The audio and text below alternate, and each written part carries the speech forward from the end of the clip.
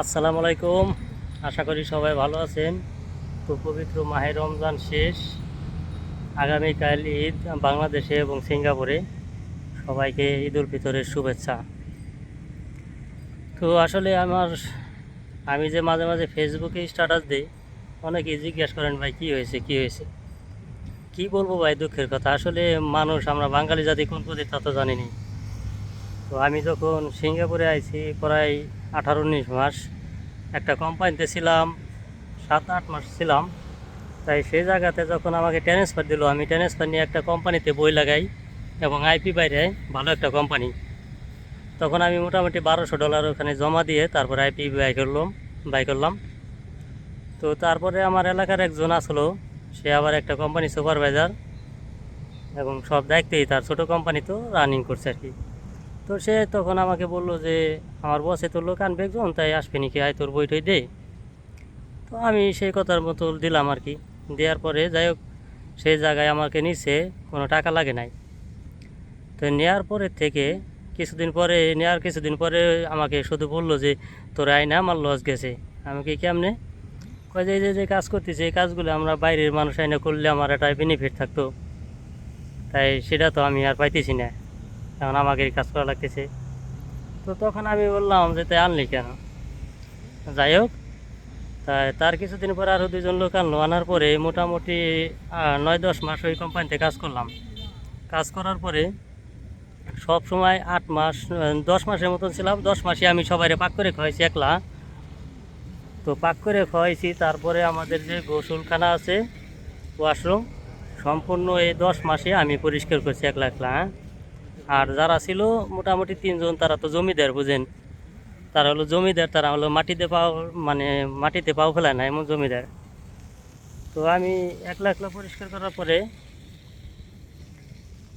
পরবর্তীতে মানে আমি যে কিসের জন্য কালার হলাম সেটা আমিও বুঝি না। তো ওখানে কিছু লোক আছে, প্রতিনিয়ত মিথ্যা কথা বলে, চোখের সামনে একটা জিনিস কইরে ওটা মিথ্যা কথা বলে, বুঝছেন, এমন মিথ্যা বলে।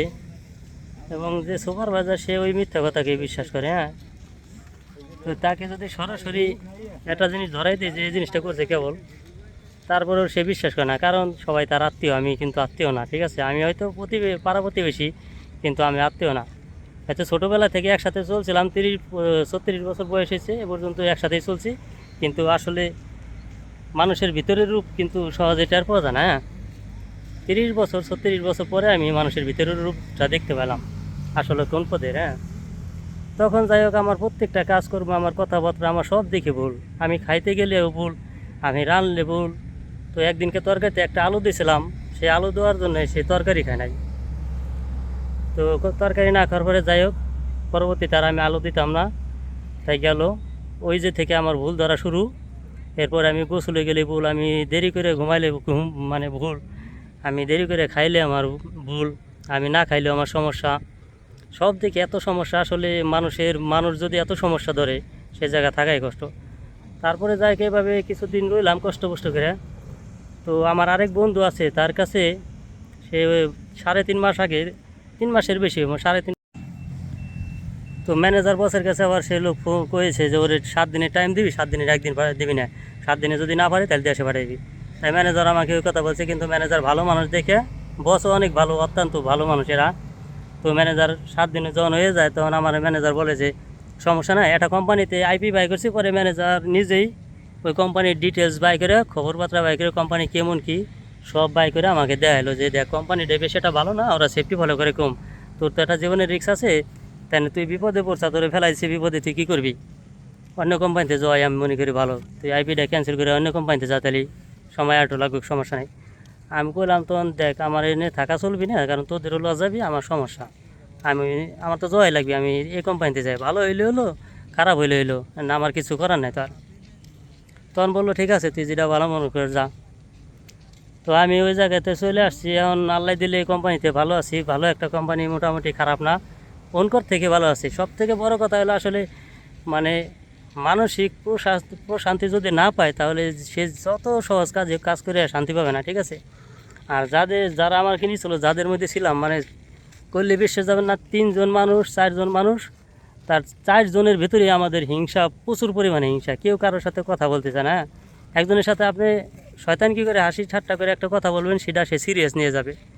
অথচ ফোরম্যানে যদি একটা সিরিয়াস কথা কয় সেটারে হাসি ঠাট্টা পাবে, আর আমি যদি বলি সেটাকে 3 জনে সিরিয়াস ভাবে।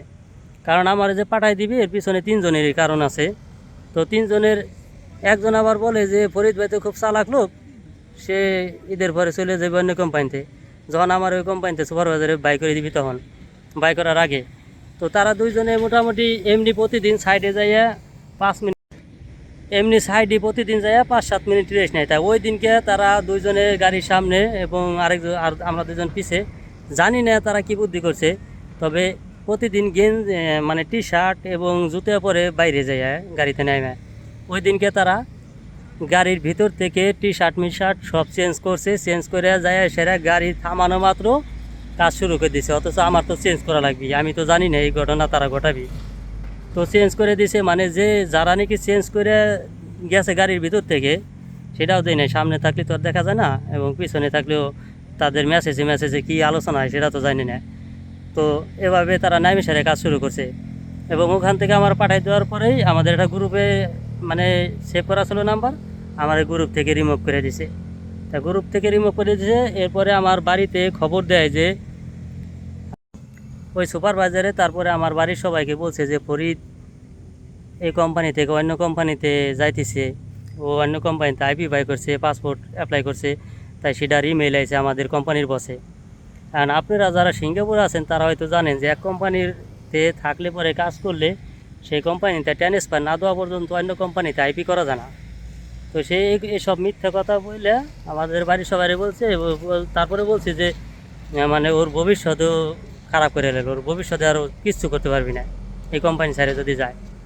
তো আমাকে পাঠাইও দিছে, আবার বাড়ির মানুষের পিন দিছে। পিন দেওয়ার পরে সে কী করছে, তখন বলছে যে ওর কাছে কইস না। তাই এতদিন যা হয়েছে, যা কইছে আমার কাছে আমার বাড়ির মানুষ কেউ কয় নাই।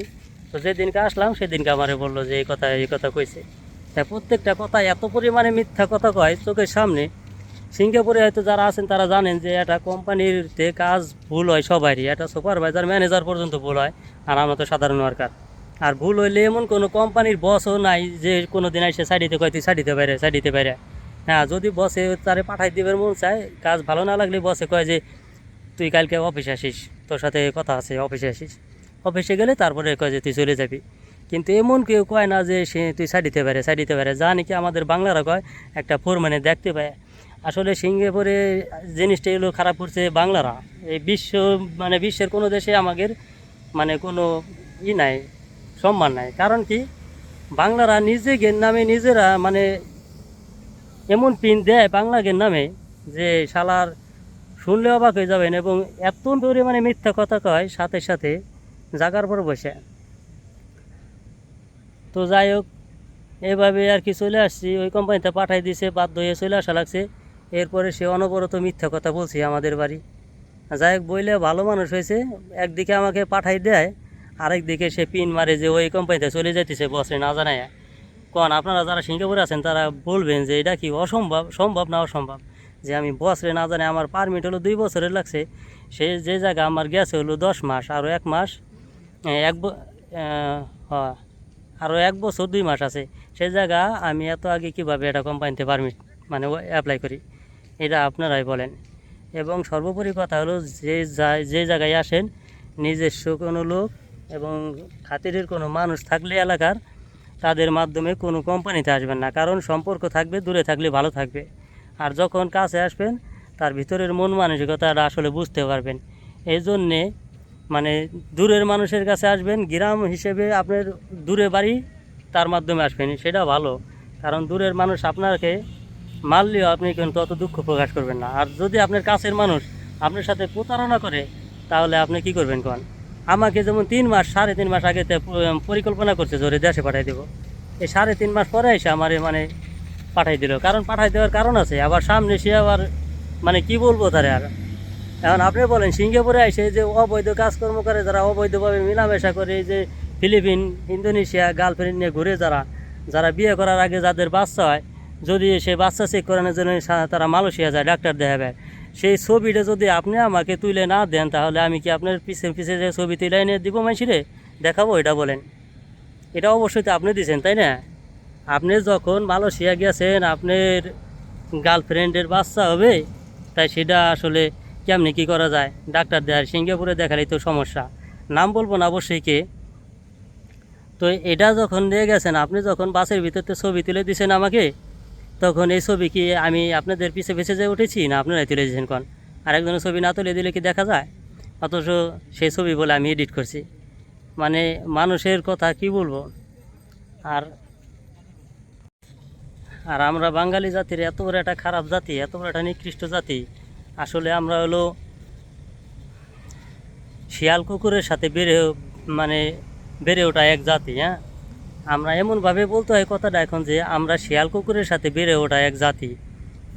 মানে যেখানে মানে শিয়াল কুকুরের আচরণটাই আমাদের ভিতরে থেকে যায়, শিয়াল কুকুরের আচরণটা আমাদের ভিতরে থেকে যায়। আমাদের মূল মানে যে শিক্ষা, আমাদের শিক্ষারই অভাব আছে। ম্যাক্সিমাম মানুষ দেখবেন যে শতকরা 90%, 95% না, 99% লোক বাংলারা যারা সিঙ্গাপুরে একটু ভালো পজিশন আছে, তারা শতকরা 99% হলো জানোয়ারের মতন ব্যবহার করে। কেন জানেন? মানে তারা এর কপালে লাথি মারে, ওর কপালে লাথি মারে, তারপরে হলো উপরে ওঠার চেষ্টা করে এবং উপরে ওঠে, ঠিক আছে। এক সময় তাদের ওইভাবে লাথি খেয়ে চলে যাওয়া লাগে, বুঝছেন? আসলে বাংলারা কি বলবো, বাংলারা মনে করে যে কোম্পানিতে যদি এটা ফোরম্যান হয়, ফোরম্যানে দেখতে পায়, তখন মনে করে যে এটা তার বাপ দাদার সম্পত্তি, ঠিক আছে, এটা তার বাপ দাদার দলিল করা সম্পত্তি, এটা মনে করে, বুঝছেন? হ্যাঁ, আপনি যখন বিদেশে হাফ প্যান্ট পরা আর গেঞ্জি পরা মেয়ে নিয়ে হাজার হাজার মানুষের সামনে দিয়ে ঘুরবেন, ঘুরে বেড়াবেন, মানে ঘুরে বেড়াবেন বাইরে দিয়ে, যখন হাজার হাজার মানুষের সামনে আপনাকে চুমা দেবে, ঠিক আছে, তখন দেখা গেছে ওই আশেপাশে তো মনে করেন যে মানুষের নেওয়া ভাব, সবাই তাকাই থাকে। কেউ গাইলে জানোয়ার জানোয়ার মানোয়ার, এগুলোর বাড়ি কেউ নাই, মা বাপ নাই, এগুলোর কেমন সন্তান, এমন অনেকে গাইলে, এবং আমার সামনেও মানে গাইলেন শুনছি, আমি নিজেই গাইলাম আগে। আসলে এগুলো কেমন, যে একটা বাজার ধরেন আমাদের দেশে একটা মার্কেটের ভিতরে যদি যায় একটা মহিলা একটা পুরুষে চুম্বা দেয়, সে জায়গা কেমন দেখা যায় জায়গাটা। অথচ আপনি এই সব কাজ করে বেড়াবেন সিঙ্গাপুরে, আপনি বিয়ে করার আগে বাচ্চা হবে আপনার এরপর, বিয়ে করেন নাই তার বাচ্চা হবে, সেইগুলো আপনার মান সম্মান মানে বাড়ায়, এগুলো মনে হয় আপনার মান সম্মান বাড়ায়। আর আমরা যদি আমার কাজের একটু সমস্যা, আর যখন বললাম যে আমার কাজে একটু মানে খারাপ হলো, তখন বললো কি যে আমার মান সম্মান তো খাইলি কোম্পানিরও মান সম্মান খাইলি, কোম্পানিরও মান সম্মান থাকবো না, আমারও মান সম্মান থাকবো না, এমনি কাজ করলে কি কোম্পানির মান সম্মান থাকবো? বলেন, যাদের নাকি একটু কাজ নিঃস্বা হলে মান সম্মান যায়, অথচ তারা দেখেন বছরকে বছর মানে সিঙ্গাপুরে ওই অন্যান্য দেশে ছেড়ে নিয়ে হাফ প্যান্ট গেঞ্জি পরাইয়া তারা সিঙ্গাপুর ভরে ঘুরে।